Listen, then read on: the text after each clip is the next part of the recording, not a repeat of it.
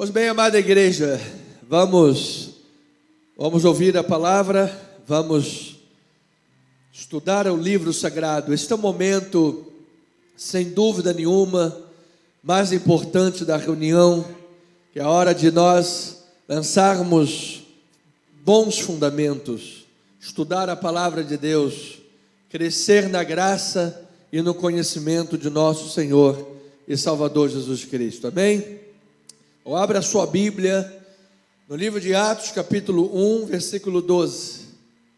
Tema desta manhã: pela Escritura e pela oração, o Espírito Santo concede orientação. Receba na tua vida, amado. Você não está perdido, você não está perdida. Você está sendo orientado pelo Espírito Santo de Deus, pela palavra do Senhor. E a palavra jamais voltará vazia. Vamos fazer a leitura dos versículos 12 a 20. A perícope desta manhã vai até o 26. Mas agora vamos ler até o 20. Atos capítulo 1, versículo 12. Diz a palavra maravilhosa do Senhor. Então, voltaram para Jerusalém, do monte chamado Olival, que dista daquela cidade, tanto como a jornada de um sábado. Jornada de um sábado é cerca de 800 metros, quase 1 quilômetro. Quando ali entraram, subiram para o cenáculo. O cenáculo era o segundo andar de uma casa, onde se reuniam Pedro, João, Tiago, André, Filipe, Tomé, Bartolomeu, Mateus, Tiago, filho de Alfeu, Simão, o Zelote, e Judas, filho de Tiago.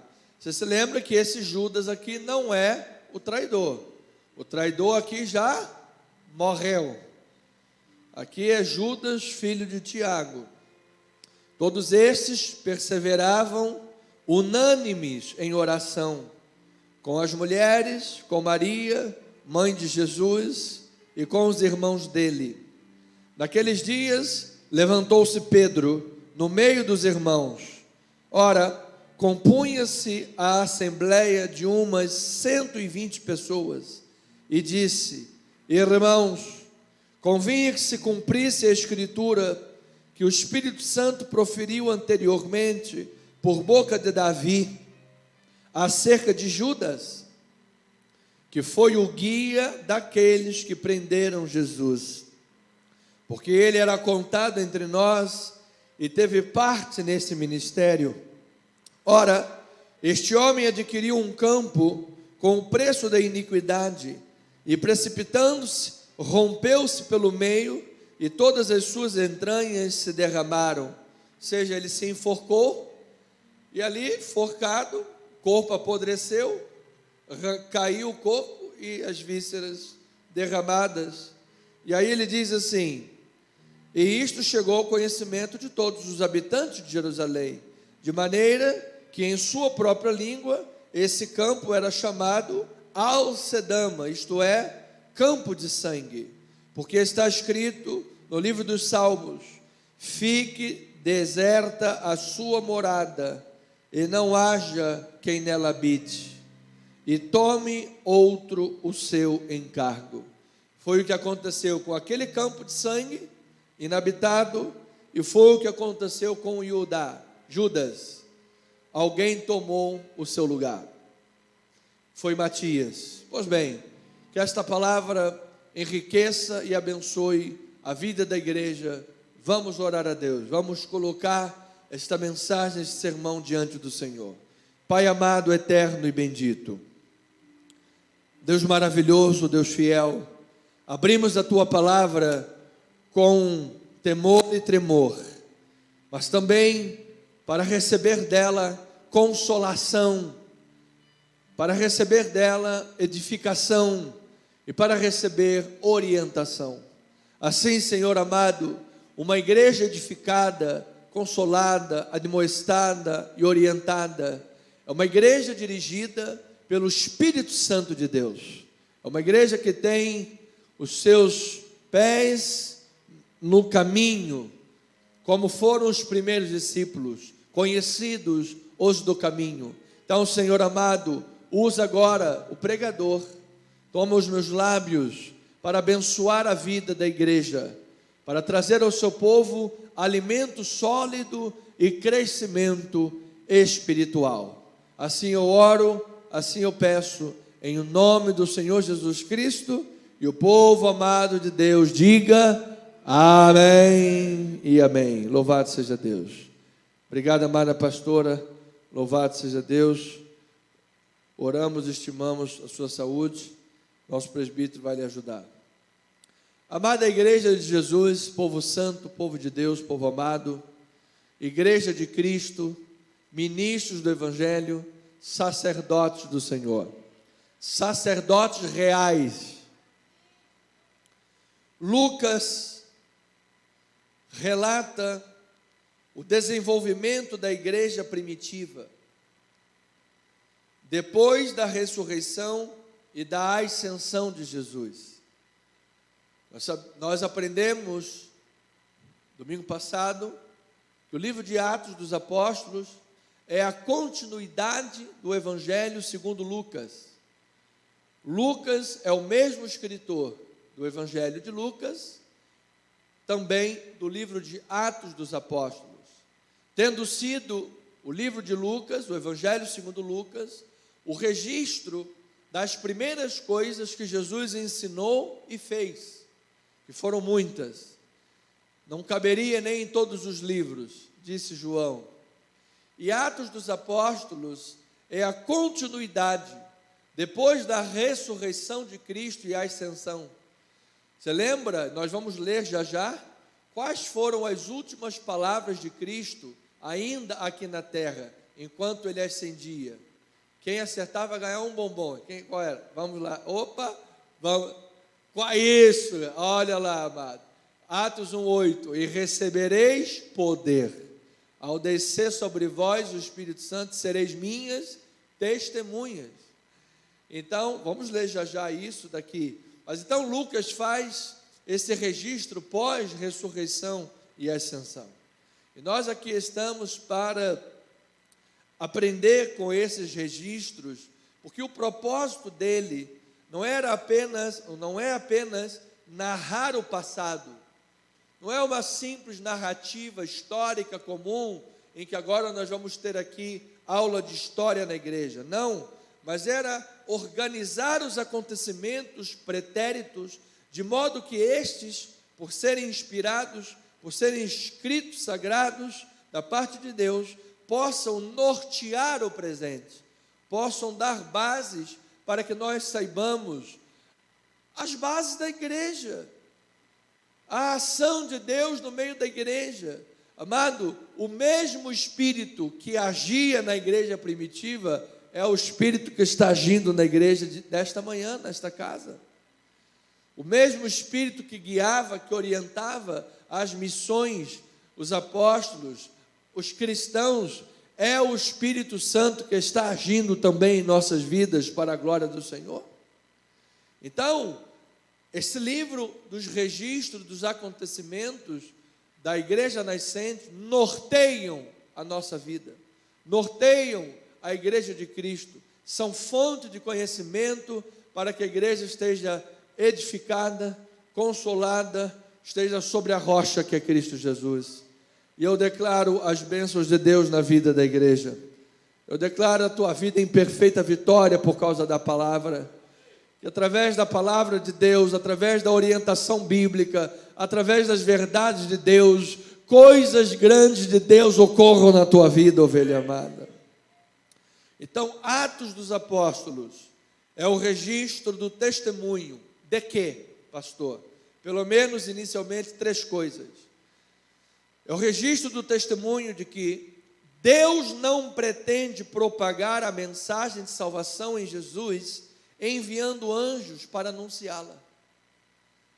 Deus não vai enviar o anjo Rafael, o anjo Miguel, o anjo arcanjo, querubins, os serafins, para cumprir a missão do anúncio do Evangelho. Não, esta missão foi dada a quem, pastor?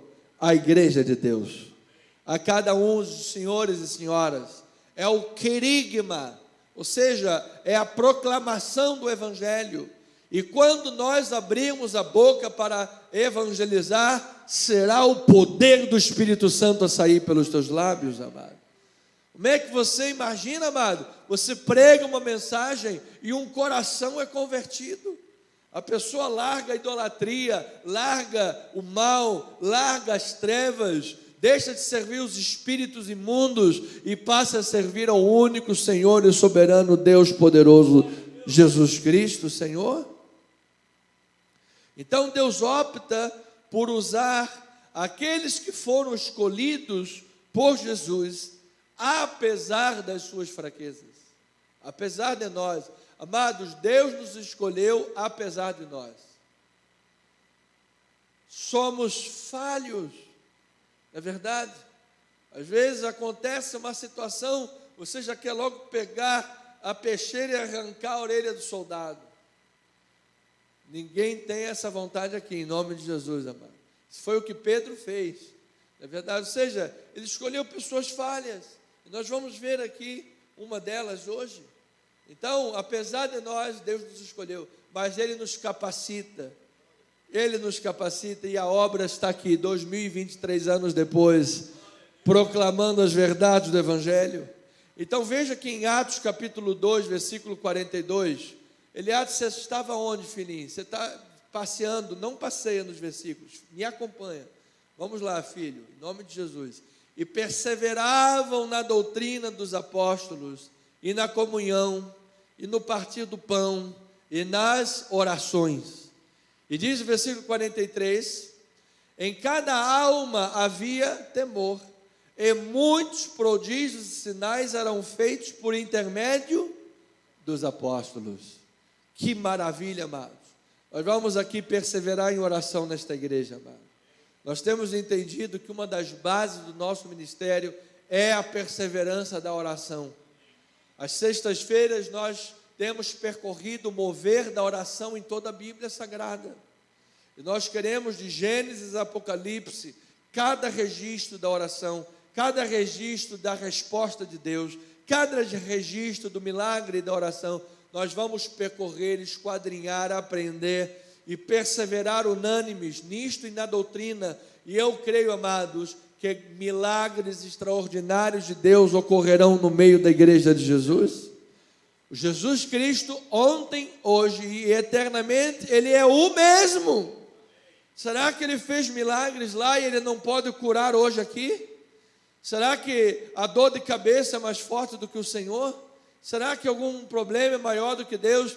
Deus pode, Deus faz, Deus cura e receba o teu milagre, amado. Em nome de Jesus, amém. Deus quer e Deus pode. Então, Atos é o registro que Deus usa a igreja para evangelização, como aqui. É o registro de que o reino de Deus está em constante restauração de todas as coisas, por meio da missão da igreja na terra, que é conduzida pelo Espírito Santo. Ou seja, o reino de Deus está em constante restauração de todas as coisas. A Bíblia diz que Jesus vai voltar quando? Até que todos os inimigos sejam postos por estrato dos seus pés. O último inimigo que será definitivamente vencido será a morte. É verdade? Quando Jesus voltar, quando um eleito do Senhor parte, naquele momento ele recebe a vitória dele, para a glória de Deus, porque ele passou da morte para a vida em Cristo. Mas nós que ainda estamos num corpo mortal, que ainda sabemos que algum dia haverá esse enfrentamento, se Jesus não voltar antes, quando Jesus voltar, acabou, foi vencida, foi tragada pela vitória. E passaremos a eternidade louvando, bendizendo e adorando ao Senhor e Salvador Jesus Cristo. Então estamos no período de restauração de todas as coisas. Amados, pela palavra de Deus, o orgulho é vencido. Pela palavra de Deus, a soberba é vencida. Pela palavra de Deus, a avareza também é vencida. A idolatria cai por terra em nome de Jesus. Quantos testemunhos nós podemos dar? Pastor, o dia que a palavra de Deus chegou na minha vida, eu abri mão daquela situação assim assada, eu deixei de mentir, eu furtava, eu adorava furtar celular, agora eu não furto mais ninguém, louvado seja Deus por isso. Amado, a palavra de Deus restaura a tua vida, diga eu recebo esta palavra, ela restaurou a minha, restaurou a sua. Então, é assim, nós vamos cumprir a missão. Então, e para o cumprimento desta missão, para o perfeito cumprimento e a vitória sobre todos esses inimigos de Deus, produzindo restauração de todas as coisas, a igreja precisa experimentar a realidade da ressurreição de Jesus e assim proclamar com eficácia que Deus verdadeiramente reina. Nós vamos ver, vamos entender isto, porque os discípulos outrora estavam amedrontados, mas quando tiveram a experiência com Cristo ressuscitado, quando tiveram a experiência, já no final do Evangelho de Marcos vimos isso, tiveram a experiência com Jesus ressuscitado, eles adentram aqui em obediência à palavra, adentram Atos dos Apóstolos destemidamente, aqueles que estavam escondidos, amedrontados, aqueles que não sonhavam mais, aqueles que não acreditavam mais em nada, em depressão física e psicológica, foram libertos, foram curados, foram sarados, foram destemidos, amados. Como é que homens naturais tiveram poder de Deus para se entregar até a morte? Diz que Pedro foi crucificado de cabeça para baixo. Estavam crucificando ele lá no armário e disse: não, peraí, eu não sou digno nem de morrer igual ao meu Senhor, bota essa cruz de cabeça para baixo aí. Gente, isso é coisa espiritual, amado. Que haja o poder do Espírito Santo de Deus na vida da igreja. Então veja em Atos capítulo 3, versículo 14, diz assim a maravilhosa palavra: vós, porém, olha lá, negastes o santo e o justo, e pediste que vos concedessem um homicida. Dessarte, matastes o autor da vida, a quem Deus ressuscitou dentre os mortos, do que nós também somos testemunhas. Versículo 19, arrependei-vos. Olha aí a pregação que restaura todas as coisas. Arrependei-vos, pois, e convertei-vos, para serem cancelados os vossos pecados, a fim de que da presença do Senhor venham tempos de refrigério, e que envie o Cristo que já vos foi designado, Jesus, ao qual é necessário que o céu receba até os tempos da restauração de todas as coisas, de que Deus falou por boca dos seus santos profetas desde a antiguidade. Versículo 25, vós sois os filhos dos profetas e da aliança que Deus estabeleceu com vossos pais, dizendo a Abraão: na tua descendência serão abençoadas todas as nações da terra. Tendo Deus ressuscitado o seu servo, enviou primeiramente a vós outros para vos abençoar, no sentido de que cada um se aparte das suas perversidades.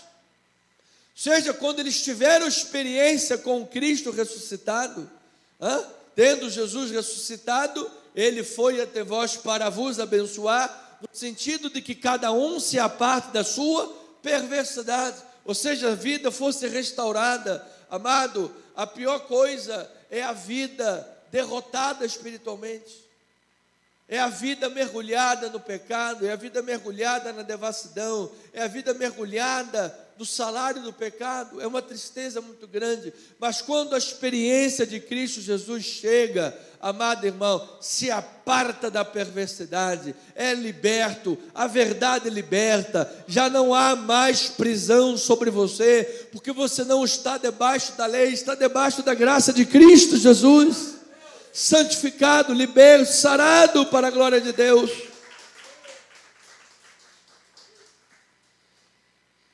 Então, registro de Atos dos Apóstolos é o testemunho de que Deus usa a igreja para a missão, de que esta missão produz o tempo da restauração de todas as coisas, até que Jesus Cristo retorne e haja a restauração plena do reino de Deus, porque o reino está implantado, mas ainda não completamente, até que tenhamos vitória sobre todos os inimigos de Deus.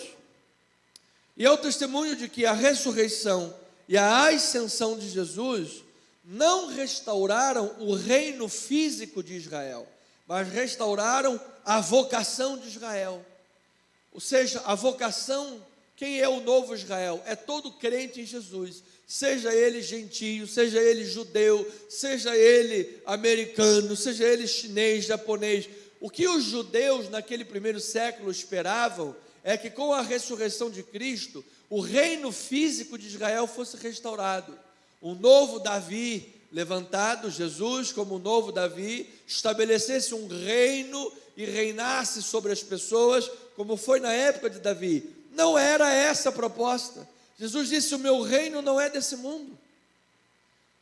Só acha que meu reino fosse do mundo, não enviaria aqui os guardas, vocês estariam me prendendo? Meu reino não é desse mundo. E aí Pilatos disse: então tu és rei. Ele é o rei, claro, tu dizes, ele é o rei dos reis, o senhor dos senhores.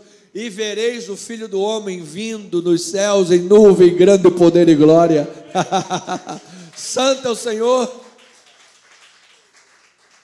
Então ele restaurou a vocação do Israel de Deus, que é a vocação da palavra, é a vocação da pregação, é a vocação da evangelização. Ele amarrou Satanás para que não enganasse mais as nações. O que é que isso significa? Satanás não pode impedir que uma pessoa se converta. Se é a vontade de Deus, ela vai ser convertida e ponto final, porque é Deus quem reina sobre todas as coisas. Deus quem é Senhor. Quem está no trono é Jesus, é o nosso Deus. Diga glória a Deus por isso. Então a vocação está restaurada para que sejamos luz para as nações. O testemunho dos discípulos, então, já a partir daquele momento, seria revestido pelo poder do Espírito Santo para que chegasse aos confins da terra. Os confins da terra não é Roma. O livro de Atos acaba em Roma. Paulo não consegue visitar a Espanha, ou se visitou não há o registro, mas o final não é Roma. Roma era de onde dizia que de Roma vão todos os caminhos para os lugares. Ou seja, de fato, as estradas de Roma até hoje existem. Construções de Roma daquela época, Herodes o grande construtor. E através de lá partia para o mundo, até os confins da terra. Onde houver um ser humano respirando, lá é o confim da terra. Lá vai chegar a palavra de Deus. Lá o evangelho é de ser pregado, mano. Então em Atos 1, você veja que este é um pano de fundo grandioso. Atos 1, 6 a 11. Ele diz assim: então os que estavam reunidos lhe perguntaram: Senhor, será este o tempo que restaures o reino de Israel? Respondeu-lhes: não vos compete conhecer tempos ou épocas que o Pai reservou pela sua exclusiva autoridade, mas recebereis poder. Diga aí, amado, poder. Poder do original grego é dinamis. Receba aí poder de dinamite, amado. Dinamis. Qual é a única coisa que destrói uma rocha? É a dinamite, amado. É a palavra. É o poder da palavra que destrói os corações petrificados. Ele diz: recebereis poder ao descer sobre vós o Espírito Santo, e sereis minhas testemunhas, tanto em Jerusalém, como em toda a Judéia e Samaria, e até aos confins da terra. Ditas estas palavras, foi Jesus elevado às alturas à vista deles, e uma nuvem o encobriu dos seus olhos, e estando eles com os olhos fitos no céu, enquanto Jesus subia, eis que 2 varões vestidos de branco se puseram ao lado deles. Eles disseram: varões galileus, por que estás olhando para as alturas? Esse Jesus que dentre vós foi assunto ao céu, virá do modo como ouviste subir. Esta é a nossa grande esperança, amado. Do mesmo modo que ele subiu, ele vai voltar, amado. E quando ele voltar, não voltará mais como cordeiro para ser imolado. Ele voltará como leão da tribo de Judá, amado. Ele não voltará mais para ser julgado, ele voltará para julgar as nações. Ele não voltará como servo para servir, como foi na primeira vinda. Apesar de que todas as coisas são por meio dele, e ele, nesse sentido, ele serve, Deus trabalha para a igreja, porque ele é o único que pode fazer o que nós mesmos não poderíamos, mas ele voltará como Senhor de senhores e como Rei de reis da igreja, do seu povo. Isso é a nossa esperança, isso nos motiva a cada manhã. Então agora, quando entramos no versículo 12 a 26, os discípulos estão na expectativa desta dádiva. Recebereis poder ao descer sobre vós o Espírito Santo. Essa é a expectativa nesse momento. Portanto, aqui estamos antes do Pentecostes, que vai acontecer no capítulo 2, Pentecostes é a descida do Espírito, e vemos que dentro desse contexto de espera, os discípulos estão em oração fervorosa, estão em comunhão e estão fundamentados nas Escrituras. São atitudes que a igreja não pode perder de vista. Amados, nós precisamos ter uma vida de oração fervorosa. Nós precisamos estar na comunhão da congregação, diga amém por isso. E nós precisamos estar fundamentados nas Escrituras. Se nós abrimos mão dessas pernas, a vida espiritual fica capenga. A vida espiritual fica desnutrida. A pessoa não evolui, a pessoa não amadurece, a pessoa não cumpre a missão cristã. E qual é o grande risco disso? É tomar a mesma atitude que Judas tomou. E é o que nós vamos entender. Aí a pessoa deixa de congregar e daqui a pouco está dando mau testemunho aí fora. Aí a pessoa deixa de ter fundamentação bíblica e daqui a pouco ela está misturando coisas de Deus com heresias do mundo. Aí a pessoa deixa de ter uma vida de oração e quando Deus fala, ela não reconhece a voz de Deus. O coração está petrificado. Então, é importante dizer à igreja que Jesus não cometeu erros ao escolher Judas, que se veio a mostrar o mau caráter do grupo. Não houve erros da parte de Jesus. Houve sim uma razão debaixo da soberania de Deus, ao mesmo tempo que nos serve de alerta para que todo discípulo permaneça firme em oração, para que não venha dar vazão à carne e trair Jesus. Ninguém aqui quer dar vazão à carne, pois não? Diga, eu não quero, pastor. Ninguém aqui quer trair Jesus. Diga, eu não, jamais, Senhor, livra-me disso, meu Pai. Então nós precisamos do alerta, da demonstração da palavra, para que não incorramos na brecha. Amado, o maior inimigo da igreja sequer é Satanás. O maior inimigo da igreja é a nossa própria carne. Por isso Jesus disse, não só de pão viverá o homem, mas de toda a palavra que procede da boca de Deus. Então, Satanás estava presente tanto no paraíso quanto no deserto.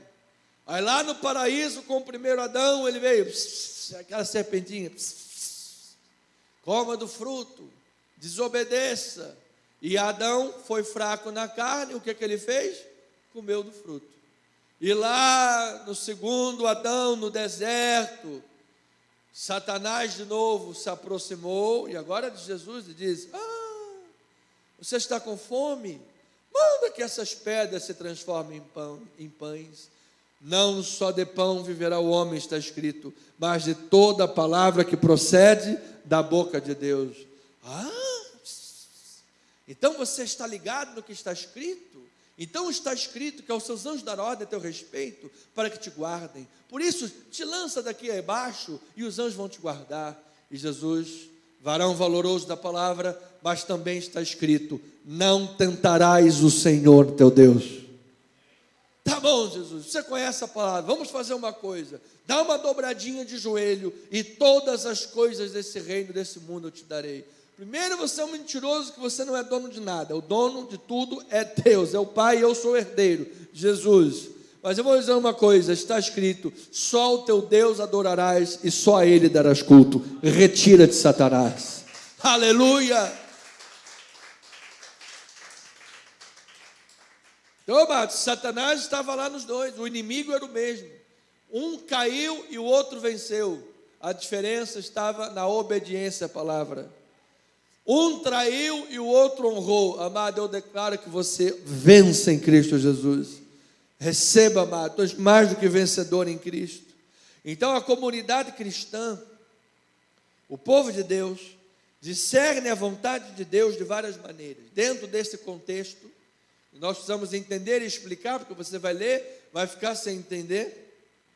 Talvez se não tiver explicação, vai querer sair daqui para jogar bingo. Não faça isso. E vamos entender, porque a comunidade cristã, ela discerne a vontade de Deus aqui, até esse momento, de várias maneiras. Primeiro, por meio dos estudos das Escrituras, pela recordação dos ensinos de Jesus, por visões, por sonhos.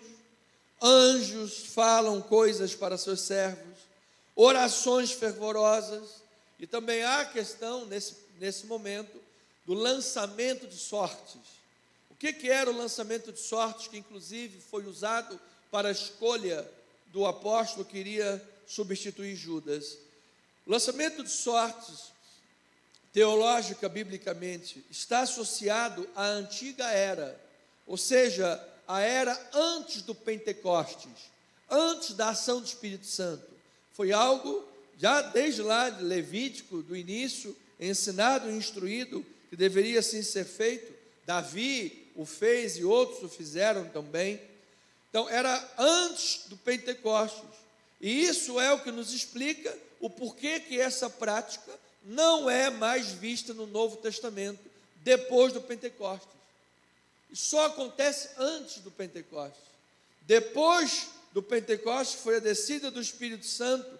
Os cristãos adquirem percepções cada vez mais aguçadas da presença do Espírito, e é o Espírito que guia a toda a verdade, amado.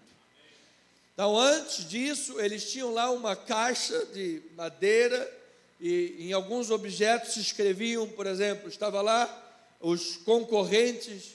Vamos ler aqui: José e Matias estão concorrendo à cadeira de apóstolo. Vamos botar o nome dos dois. Colocaram lá dentro da caixinha, tipo uma caixa, um cofrinho, e eles balançavam. Quem caísse, pronto, foi o que o Espírito indicou. Era essa a maneira.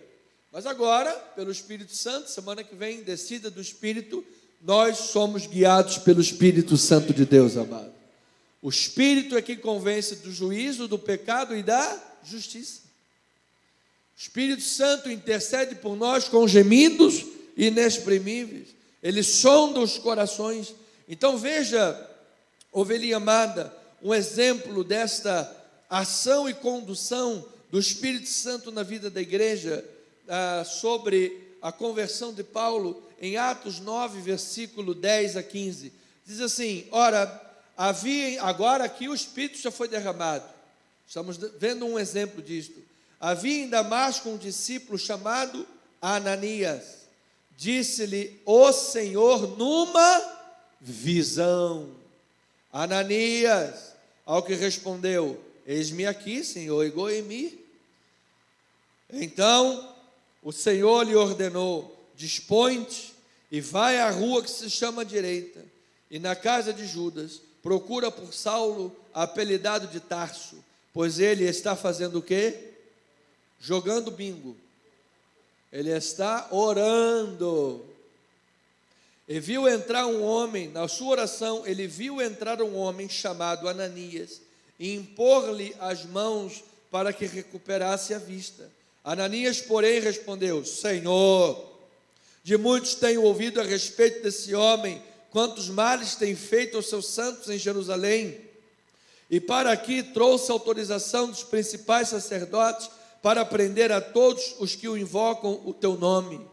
Mas o Senhor lhe disse: vai, porque este é para mim um instrumento escolhido para levar o meu nome perante os gentios, perante os reis, bem como perante os filhos de Israel.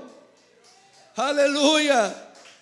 Diz que Ananias estava lá resistente ao Espírito, estava resistente, mas Senhor, esse Saulo, esse homem, amado, o Espírito Santo transformou a vida de Saulo, que se transformou num pregador grande do Evangelho. E aqui é o exemplo do Espírito conduzindo todas as coisas. Mas eu creio que o Espírito de Deus e os dons do Espírito é que conduzem a vida da igreja. Por isso, para mim, é uma incongruência pensar que pessoas acreditam que não existe dons do Espírito. Gente, se não existe dons do Espírito, a igreja é governada pelos dons dos homens. Alguém quer ser governado pelos dons dos homens? Mas os dons dos homens servem para um stand-up num teatro, aí você ri bastante, é muito legal. Os dons dos homens servem para fazer um gol amanhã de 1-0 de novo, aí você fica feliz. Uns choram, uns ficam felizes e outros choram, né? Uns choram e outros se alegram. Os dons dos homens são assim, amado, não é verdade? Mas os dons do Espírito conduzem a igreja para levar o Evangelho e avançar com o povo de Deus nessa terra.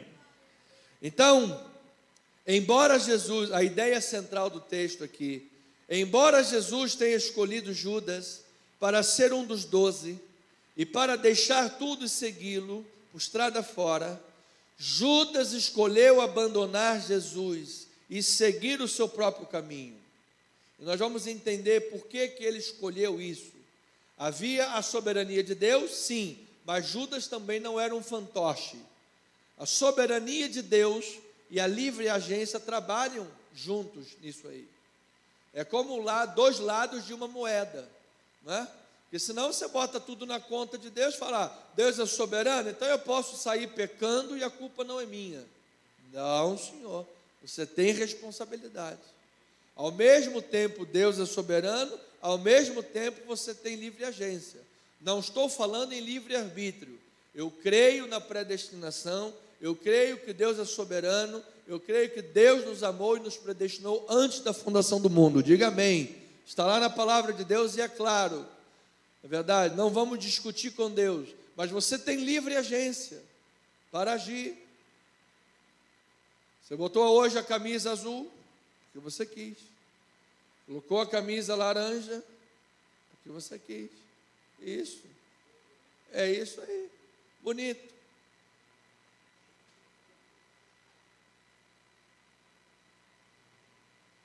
Então, amado, é a livre agência. Então, Judas escolheu abandonar Jesus, seguir seu próprio caminho. E agora cabe aos discípulos, sob a orientação do Espírito Santo, reconfigurar a liderança para o cumprimento da missão de forma perfeita, escolhendo um substituto para Judas. Então, cabe aos discípulos viver sob a orientação do Espírito Santo. Diga amém por isso, amado. Quem é discípulo, diga amém, amado. Você tem uma responsabilidade. Viver sob a orientação do Espírito Santo. Pastor, como é que se vive sob a orientação do Espírito Santo? Com o fervor da oração e o fervor da palavra. No caso de Judas, faltou este fervor da oração e da palavra por um lado, e por outro lado havia o cumprimento da Escritura soberana sobre a vida dele, que o próprio Pedro teve esse entendimento. Então Judas, primeiramente, desprezou, amado, olha, ouça, internauta, ouça, isso é muito importante. Judas desprezou a dádiva da participação no ministério e deu brechas para Satanás.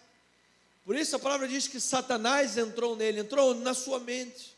Ele deu brechas para Satanás. Paulo, lá em Coríntios 6, vai dizer: nós recebemos a salvação, o socorro em tempo oportuno, não dando lugar para escândalos no ministério. Seja, Judas desprezou essa dádiva. Amado, é uma dádiva ser ministro do Evangelho. É uma responsabilidade grande, sim. Judas, por ter falhado, você viu o final dele. E nós vamos continuar entendendo isso adiante. Mas é uma grande dádiva, amado. Há custos para ser ministros de Deus? Há. Mas há um custo muito maior em rejeitar o ministério. Há um custo maior sobre aquele que decide andar longe dos caminhos de Jesus. Ele abriu brecha, ele apostatou da fé, ele tomou o rumo da perdição. E Lucas enfatiza o castigo divino que sobrevém inescapavelmente sobre aqueles que desprezam a Cristo. Falar sobre a retribuição de Deus ao pecado é um tema que mexe os nervos das pessoas no mundo de hoje. Mas é uma realidade. O salário do pecado é a morte. Aquele que furtava, não furte mais.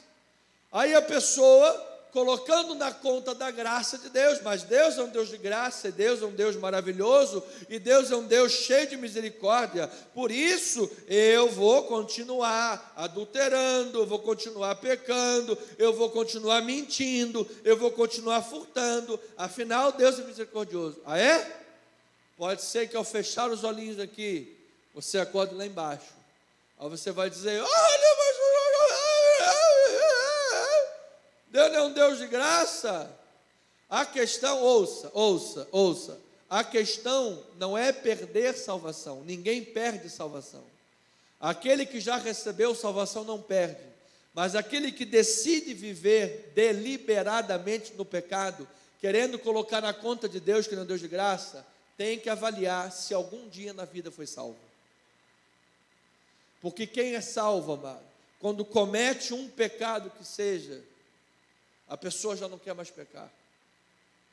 Ainda que depois, em algum momento, sei lá o que, deu uma escorregada na banana, na casca de banana, mas, amado, a tua prática de vida não é pecado.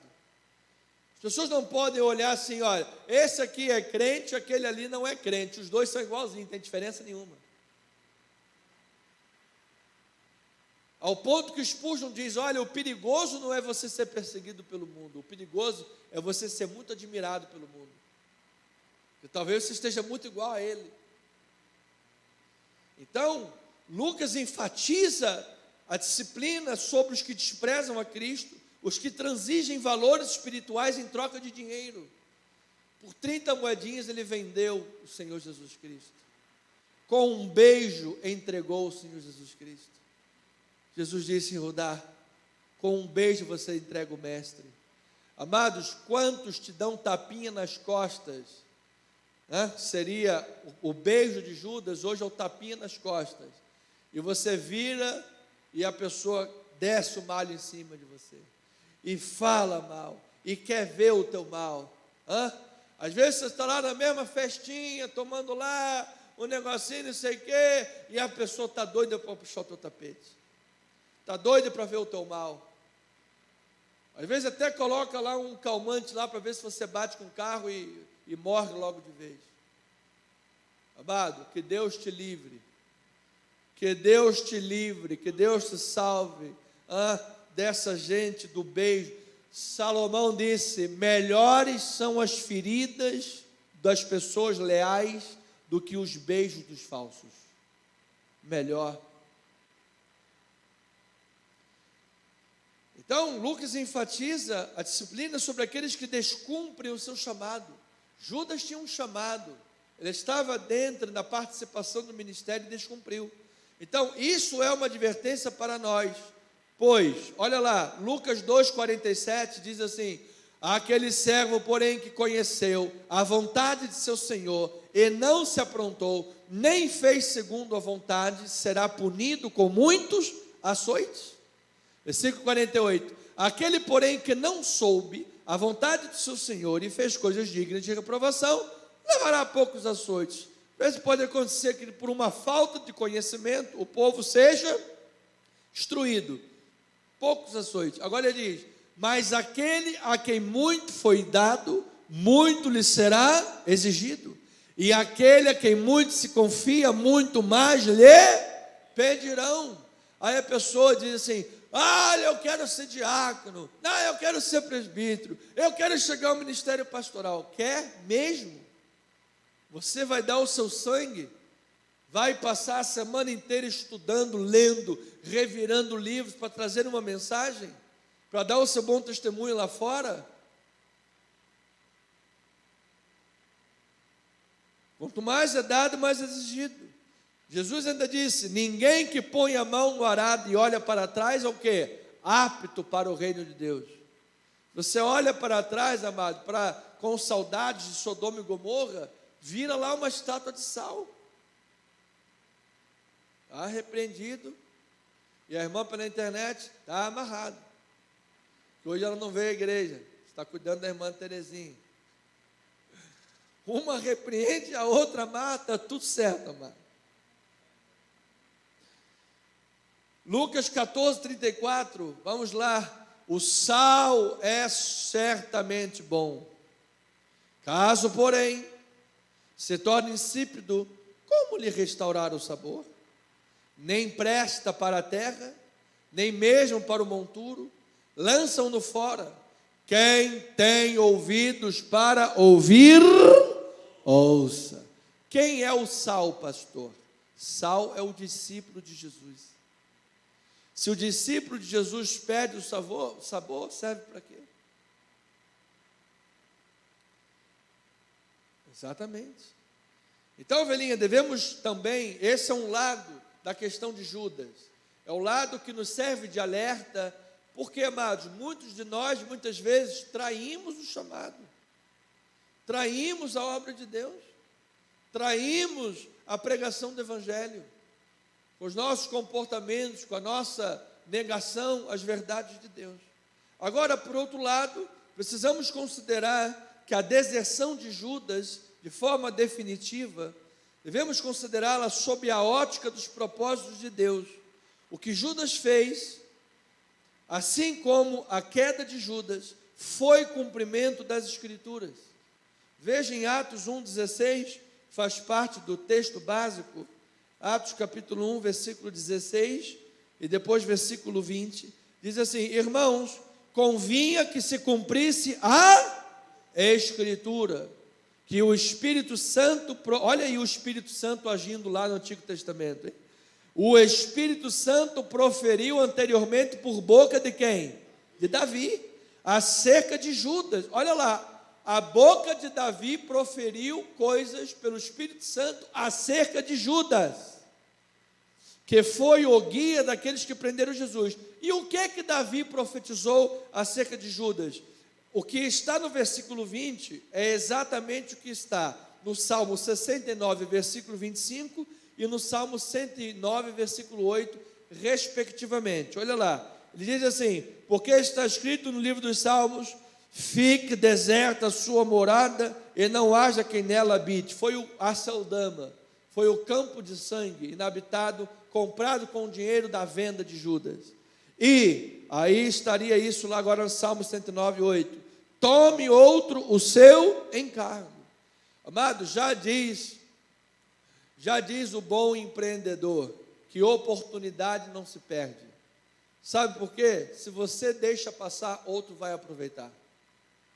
Amado, Judas deixou a oportunidade do ministério passar e outro tomou o seu lugar.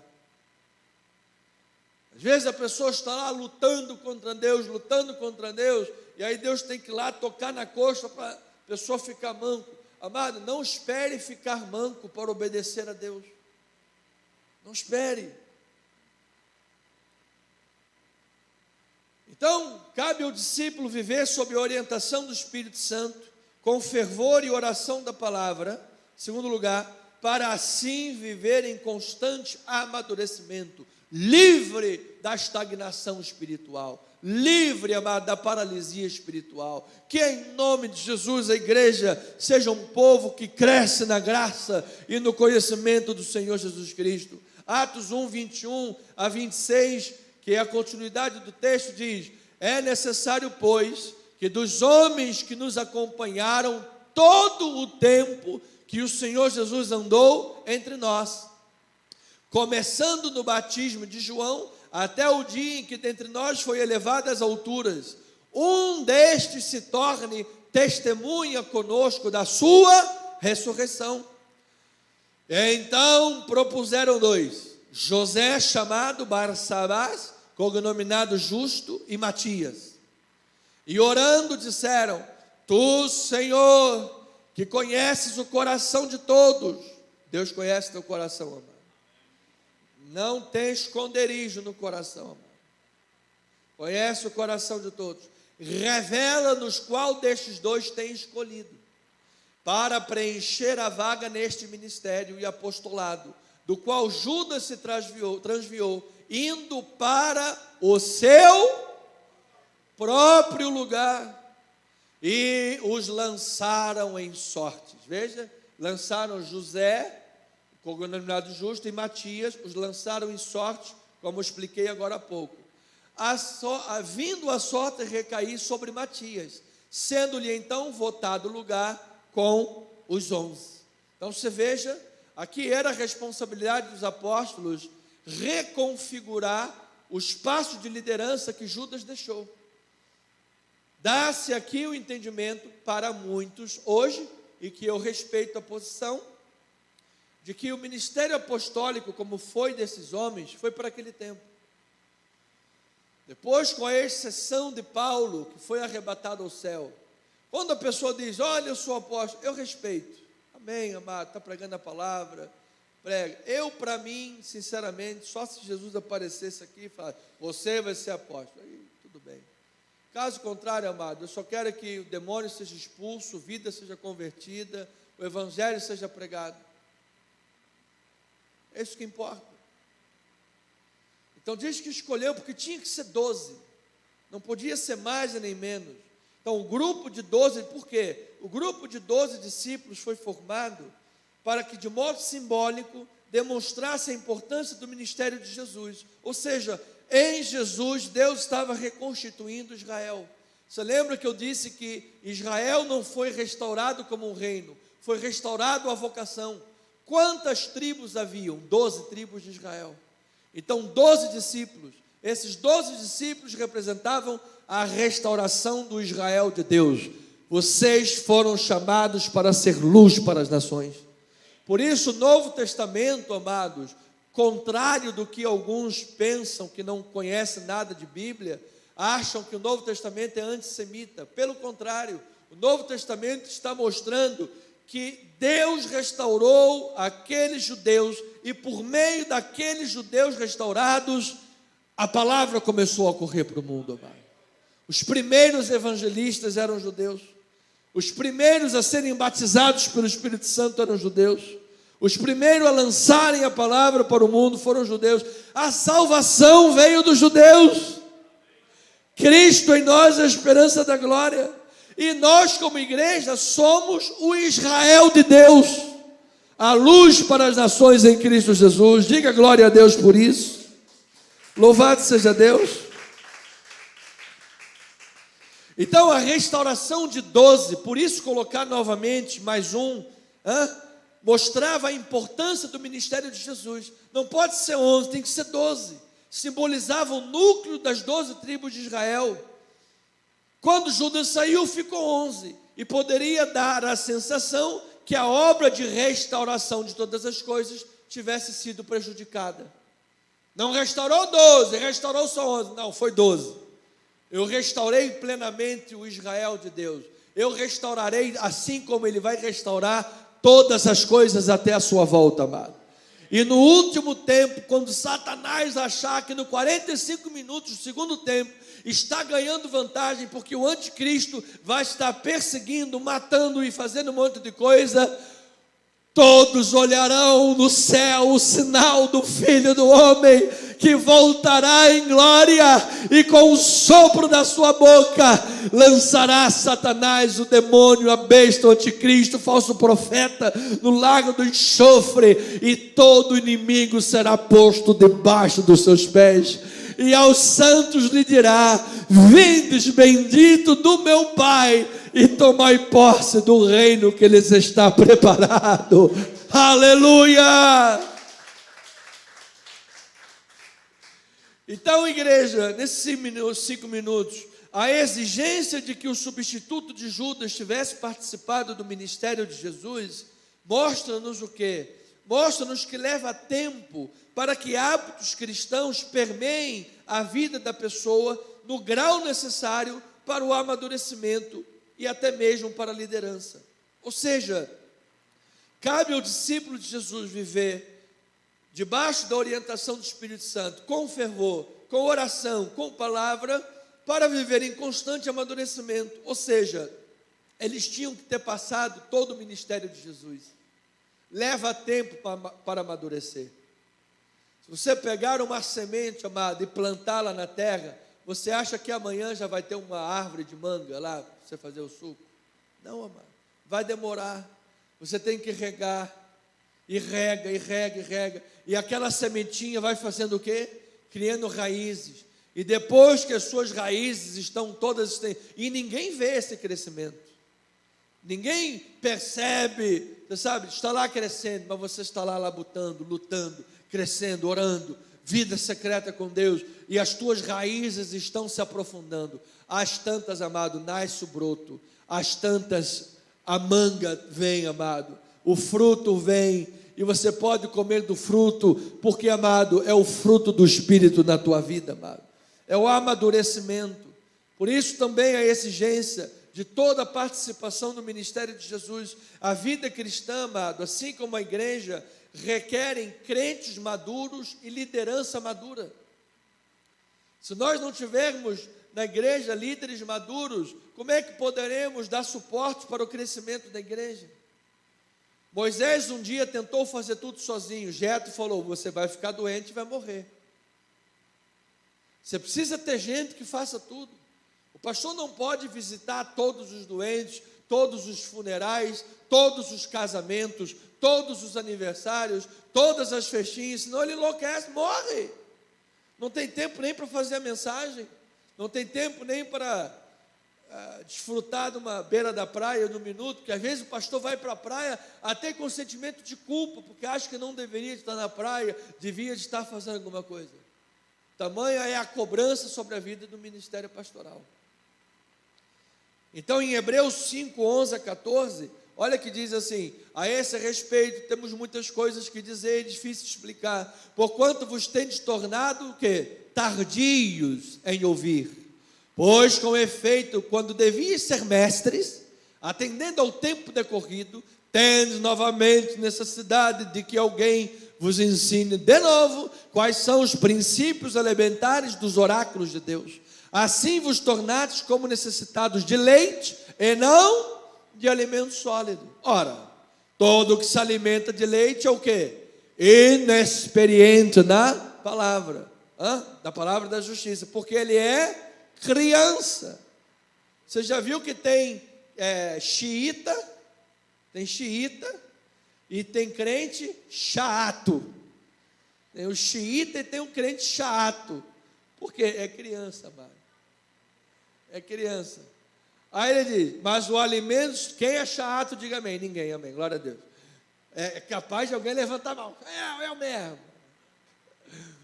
Mas o alimento sólido é para os adultos, para aqueles que pela prática têm as suas faculdades exercitadas para discernir não somente o bem, mas também o mal. É isso que Deus quer. Aí a pessoa diz assim: se Judas, se o irmão saiu da igreja, eu vou sair da igreja também. Se o irmão está triste com a igreja, eu também vou sair da igreja, eu vou embora. É a mesma coisa que você dizer assim: se Judas traiu Jesus, eu vou trair também. Qual é a razão que tem nisso? Nenhuma. Se Judas traiu Jesus, ele dará contas a Deus. Você tem que ser o Matias. Você vai entrar no lugar de Judas, amado. Você vai fechar a brecha que Judas abriu. Você vai crescer em graça e em conhecimento.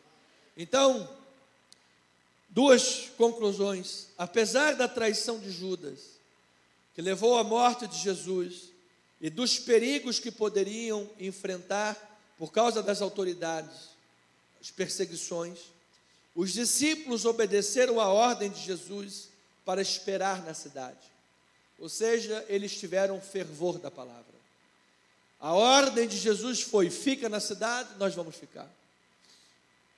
Houveram 2 discípulos que burlaram isso daí, você já sabe, a caminho de Emaús. Jesus foi lá e resgatou esses 2 rebeldezinhos para voltarem para a igreja. Mas na maioria, Lucas inclusive faz o registro em Atos, que os primeiros versículos que nós lemos, nós vamos ler, não vamos ler de novo, já lemos, que eles subiram para o cenáculo, e aí ele falou os nomes de todos eles, dos 11. Ou seja, aqui é o testemunho de que eles voltaram para o cenáculo em comunhão após a ressurreição e ascensão de Jesus, em obediência à ordem do mestre. Amado, permanece na palavra, obedece a palavra.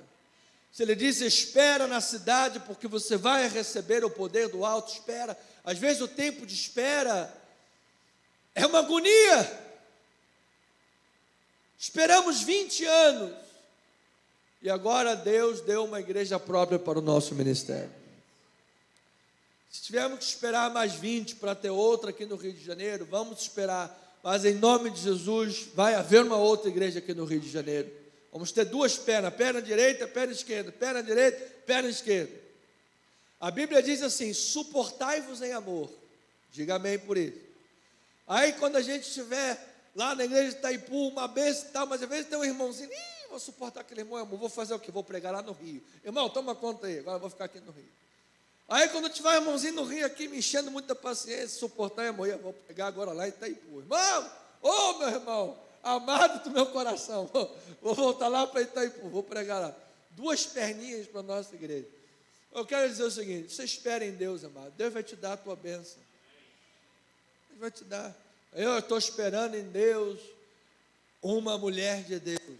Aí, se você não souber fazer a vontade de Deus, ao invés de laranja vem bagaço. Ninguém quer bagaço.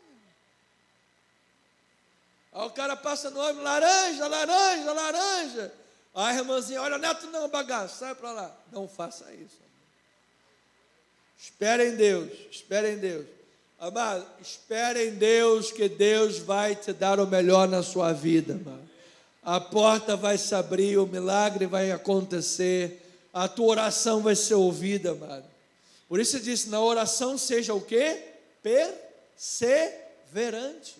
Ou então ele disse: não esmoreça na oração. É igual emagrecer, o cara leva 10 anos engordando, aí sobe, faz 1 hora de esteira, quer descer da esteira magro. Não vai ser assim, amado. Não vai ser assim. Aí às vezes a ansiedade é tão grande, a pessoa não consegue permanecer, fica desequilibrado, desmotivado. Então espera. Então eles permaneceram na palavra, eles não se voltam uns contra os outros, como aconteceu na última ceia, quando começaram a brigar um com o outro. Logo depois da ceia, começaram a brigar: quem é que tem mais autoridade? Só eu que mando mais, é você que manda mais. Está lá, não está aqui no texto, mas está em Lucas 22 a 24. Lá tiveram o problema, aqui eles amadureceram, porque permaneceram na palavra. Ou seja, eles não sabiam o que iria acontecer em seguida. A perseguição era muito grande, mas as orações eram fervorosas e os fortaleceram para lidar com a crise e os preparar para os milagres que viriam. E de fato, o Pentecoste foi um grande milagre. Um falava em chinês, o outro entendia em mandarim. O outro falava em alemão, o outro entendia no brasileiro. Amado, eu creio que Deus pode fazer chuvas e milagres no meio da igreja. Atos 1,14, olha lá o testemunho disso: todos estes perseveravam como unânimes em oração. As mulheres estavam junto orando também. Amados, homens e mulheres da igreja têm que estar unidos em oração, amado. Uma igreja fervorosa, uma igreja aos pés do Senhor. Estes homens e mulheres aprenderam com o exemplo de Jesus. Aprenderam o que, pastor? Aprenderam que a oração é a atitude que prepara a pessoa para receber a consolação da presença de Deus e prepara para as exigências das ordens do ministério, para que as coisas avancem. Todas as vezes que Jesus precisava, ele estava em oração. Lá no Getsemane, quando Jesus estava enfrentando a maior luta de todas, não seja a minha vontade, seja a tua. Ou seja, ele trouxe a presença de Deus para aquela circunstância, a consolação da presença de Deus, e ali as coisas avançaram. Veja em Lucas 6, 12, 13, como é assim: naqueles dias retirou-se para o monte a fim de orar, e passou a noite toda orando a Deus.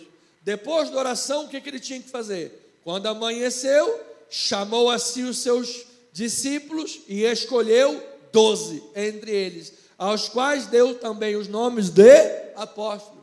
Amados, antes de escolher os apóstolos, Jesus passou a noite toda em oração. Nós precisamos orar para ter escolhas boas na vida, mano. Não deixe de orar. Assim você vai ter crescimento, vai avançar, vai obedecer às ordens do Mestre e vai viver uma vida debaixo da autoridade do Senhor. E em segundo e último lugar, Jesus rogou por Pedro, para que ele não desfalecesse na fé, depois que tivesse sido peneirado por Satanás como trigo. E instruiu a Pedro que depois dessa peneirada toda, ele voltasse para fortalecer os seus irmãos. Amado, eu creio que Jesus, pelo Espírito Santo, ora por nós constantemente, amado, de forma incondicional e constante. Sabes por quê? Porque a cada luta ou peneiramento que nós passamos, nós temos um chamado para crescer espiritualmente, para amadurecer espiritualmente. Então o Pedro, que um dia negou Jesus, assumiu o papel de liderança. Aqui Pedro, nesse texto, se levanta perante os outros e mostra que Judas era traidor para o cumprimento das Escrituras. Foi isso que nós lemos aqui no versículo 15. Aqueles dias levantou-se Pedro no meio dos irmãos, ora compunha-se a assembleia de 120 pessoas. Ele disse: irmãos, convinha que se cumprisse as Escrituras. Ou seja, o homem que havia caído outrora, agora amadurecido, iluminado pela palavra, compreendeu o cumprimento das Escrituras e direcionou seus irmãos a servir a Deus e a avançar na fé. Este é o amadurecimento que Deus quer de nós. Lucas 22, 31 e 32, olha aqui quando está o fato: Simão, Simão, eis que Satanás vos reclamou para vos peneirar como trigo. Simão aqui é Pedro, tá? Eu, porém, roguei por ti, para que a tua fé não desfaleça. Tu, pois, quando te converteres, fortalece os teus irmãos. Então, depois de tudo isso que Pedro passou, ele assume a liderança, ele entende as Escrituras, ele interpreta bem a vontade de Deus, ele direciona seus irmãos para obedecerem a palavra, permanecerem em oração, porque ele amadureceu. E eu quero orar a Deus todos os dias e quero ver a nossa igreja composta por crentes amadurecidos. Crentes que saibam que, como discípulos, têm uma responsabilidade de viver sob a orientação do Espírito Santo. E como se vive sob a orientação do Espírito Santo?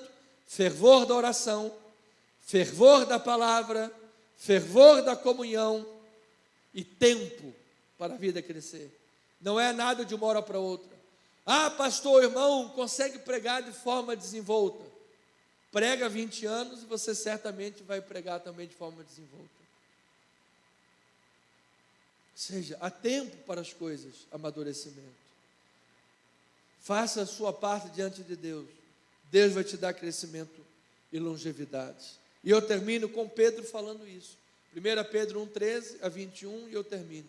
Ele diz: por isso, cingindo o vosso entendimento, sede sóbrios e esperai inteiramente na graça que vos está sendo trazida na revelação de Jesus Cristo, como filhos da obediência. Não vos amoldeis as paixões que tinhas anteriormente na vossa ignorância.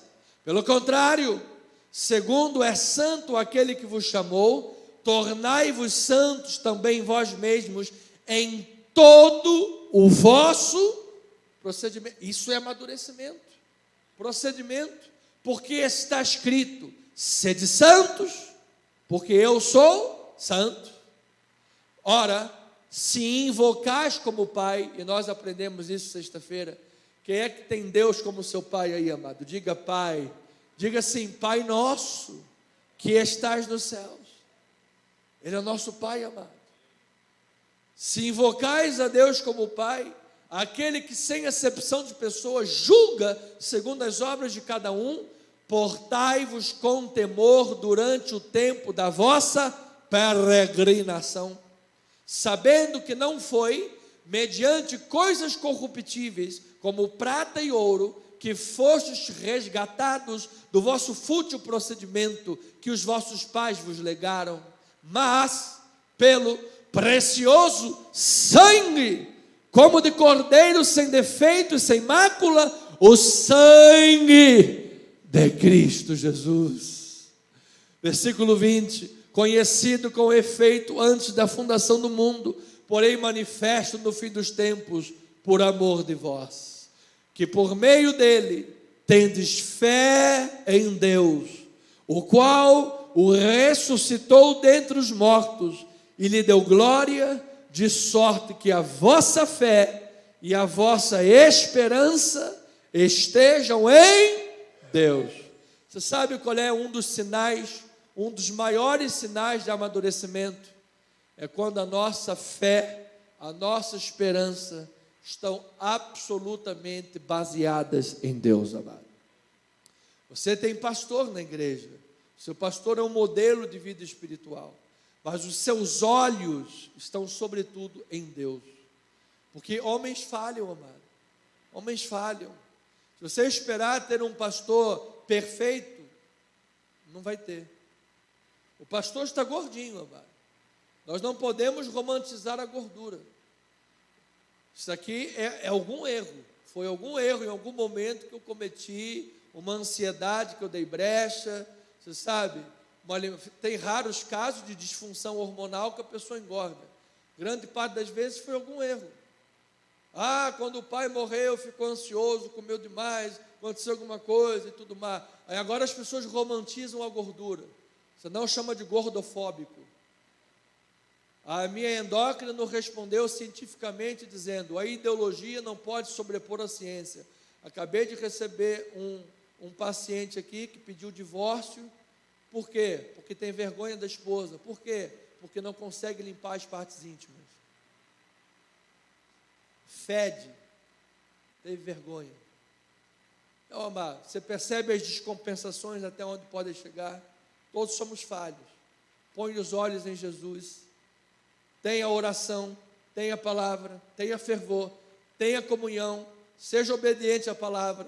Certamente, amado, a autoridade de Cristo que restaura o Israel estará na tua vida.